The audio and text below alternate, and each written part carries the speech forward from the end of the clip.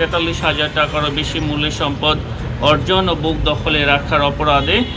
তাদের দুজনের বিরুদ্ধে দুর্নীতি দমন কমিশন আইন 2004 এবং দণ্ডবিধি সংশ্লিষ্ট ধারায় আরও একটি মামলা রুজু হয়েছে।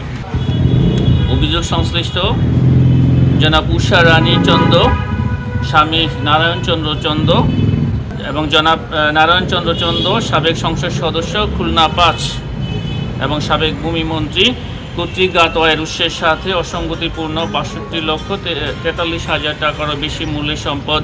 অর্জন ও বুক দখলে রাখার অপরাধে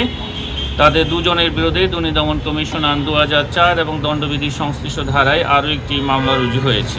যশোর বিজ্ঞান ও প্রযুক্তি বিশ্ববিদ্যালয়ের অণুজীব বিজ্ঞান বিভাগের সহকারী অধ্যাপক পদের নিয়োগের দুর্নীতির অভিযোগে ডক্টর মোহাম্মদ ইকবাল কবির জাহিদ, প্রফেসর ডক্টর মোহাম্মদ আব্দুল সত্তার উপাচার্য, সাবেক উপাচার্য, ডক্টর মোহাম্মদ আনোয়ার হোসেন প্রাক্তন অধ্যাপক এবং ডক্টর মোসাম্মদ ফেরদৌসী বেগম সাবেক অধ্যাপক অণুজীব বিজ্ঞান বিভাগ, তাদের বিরুদ্ধে দণ্ডবিধি 409, 109 এবং দুর্নীতি প্রতিরোধ আইন 1947 সংশ্লিষ্ট ধারায় আরও একটি মামলা রুজু হয়েছে।